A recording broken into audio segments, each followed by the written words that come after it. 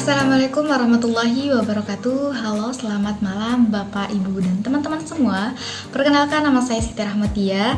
Saya berasal dari kelas Islam Ulil Albab P, program studi Ekonomi Islam Universitas Islam Indonesia. Kali ini saya akan menjelaskan tentang beberapa hal mengenai mata kuliah saya, yakni mengenai dengan Ulil Albab, yang diantaranya saya akan membahas tentang yang pertama, makna dari Ulil Albab dan dalil-dalilnya yang terdapat di dalam Al-Quran. Yang kedua, menjelaskan bagaimanakah sejarah pemikiran dalam Islam. Dan yang terakhir adalah seperti apakah perkembangan ilmu sains di dalam peradaban Islam. Oke, yang pertama langsung saja kita ke pembahasan Ulil Albab. Dalam konsep sederhananya, ulil albab bermakna sebagai orang yang berakal ataupun yang berpikir. Sedangkan dalam konsep luasnya, ulil albab merupakan orang yang senantiasa menggunakan akal dan pikirannya untuk mengingat Allah dalam meningkatkan keimanannya. Adapun di dalam kamus Al-Munawwir, secara etimologi, kata ulul albab itu terdiri dari dua suku kata, yaitu ulu yang merupakan sinonim dari kata dawu yang artinya empunya atau untuk jamak yang berjenis laki-laki, dan albab ialah bentuk jamak dari lubu yang artinya isi, intisari, dan bagian terpenting. Sedangkan menurut Al-Quran itu sendiri, ulil albab diartikan sebagai kelompok manusia tertentu yang diberi keistimewaan oleh Allah Subhanahu wa Ta'ala, yang mana di antara keistimewaannya ialah mereka yang diberi hikmah, kebijaksanaan, dan pengetahuan di samping pengetahuan yang mereka peroleh secara empiris.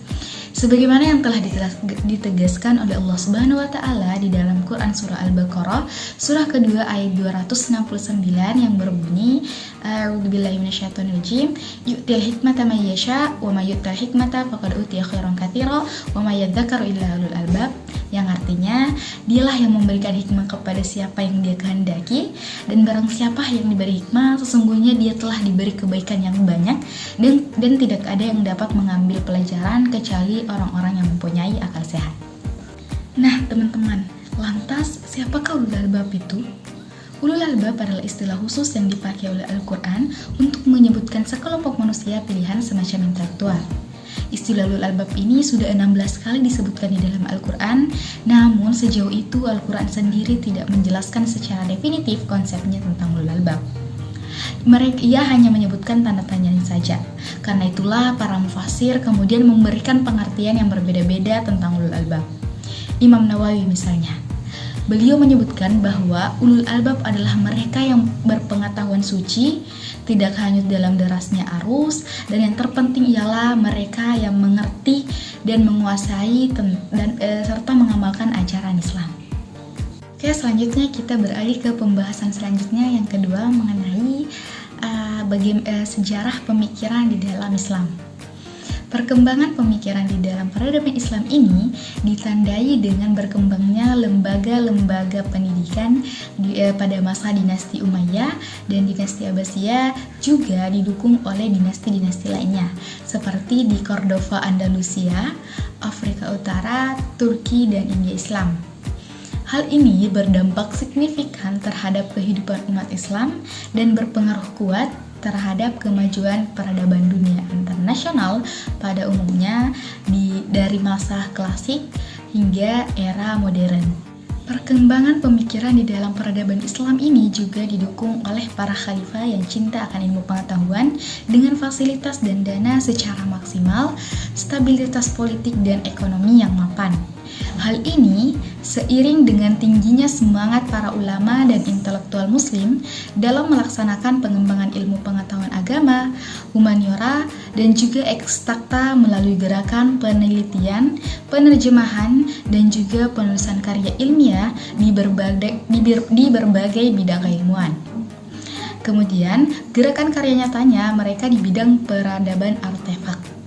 Melalui gerakan pemikiran Islam, berkembanglah disiplin ilmu-ilmu agama ataupun ilmu-ilmu keislaman seperti ilmu Al-Quran, ilmu qiraat, ilmu hadis, ilmu kalam ataupun teologi, ilmu fikih, ilmu tarikh, ilmu bahasa, dan juga sastra.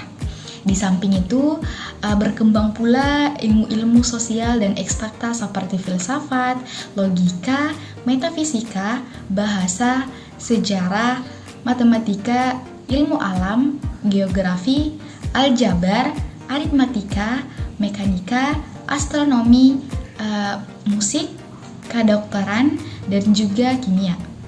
Ilmu-ilmu eksakta inilah yang melahirkan teknologi yang sangat dibutuhkan di dalam peradaban umat Islam.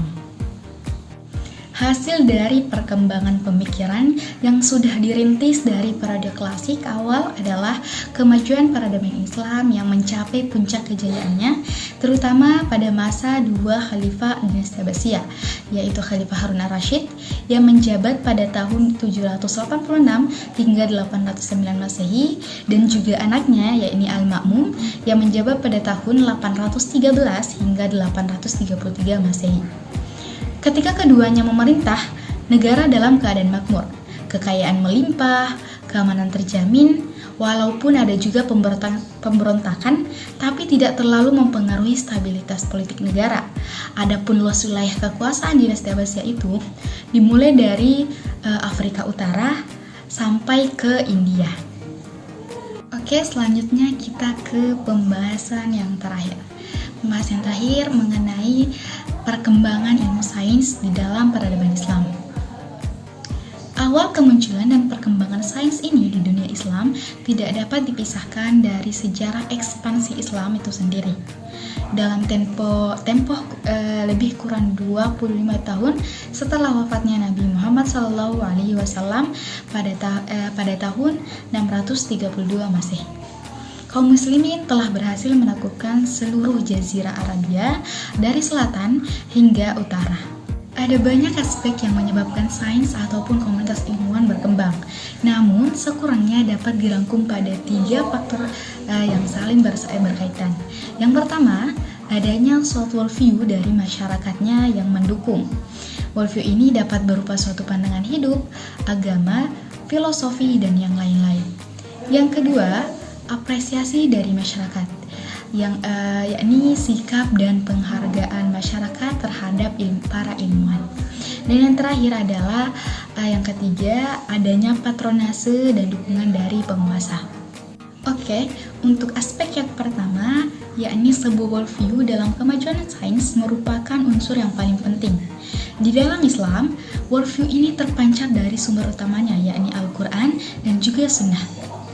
Yang kedua, sikap masyarakat yang menghargai ilmu dan ilmuwan sesungguhnya dari masyarakat yang sadar akan pentingnya ilmu. Dorongan ini pun lahir dari motif agama.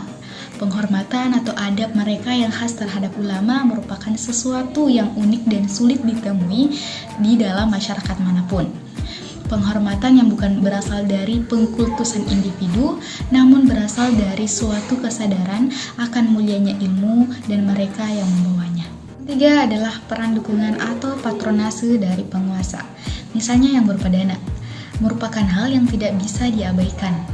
Imam Asy-Syafi'i dalam aduan pun menegaskan bahwa salah satu syarat untuk memperoleh ilmu adalah adanya harta untuk memenuhi fasilitas penuntut ilmu. Adapun bentuk-bentuk patronase yang dialami oleh para ilmuwan muslim adalah seperti undangan untuk memberikan orasi ilmiah di istana dan didengarkan oleh para penguasa. Terus pembangunan sarana pendidikan seperti akademi, observatorium, perpustakaan, rumah sakit, madrasah, dan yang lain-lainnya.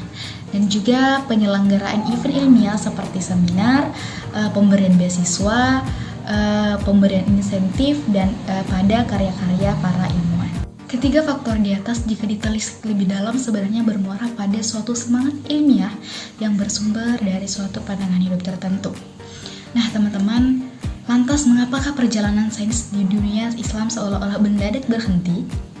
Secara umum, faktor-faktor penyebab kematian sains di dunia Islam dapat dikelompokkan menjadi 2, yakni internal dan juga eksternal. Menurut Profesor Sabra dan juga David King, kemunduran itu dikarenakan pada masa terkemudiannya kegiatan saintifik lebih diarahkan untuk memenuhi kebutuhan praktis agama. Misalnya contoh, aritmatika dipelajari karena penting untuk menghitung pembagian harta warisan. Dan juga astronomi dan geometri atau lebih tepatnya trigonometri diajarkan terutama untuk membantu para muwaqid untuk menentukan arah kiblat dan menetapkan jadwal sholat. Nah, penjelasan semacam inilah yang tidak terlalu tepat. Sebab asas manfaat ini acap kali justru berperan sebaliknya, malah menjadi faktor pemicu perkembangan dan kemajuan sains di dalam Islam. Oke, mungkin cukup sekian penjelasan dari saya. Mohon maaf apabila ada kesalahan. Semoga Bapak, Ibu, dan teman-teman semua bisa menerima penjelasan saya. Dan cukup sekian, terima kasih. Wassalamualaikum warahmatullahi wabarakatuh.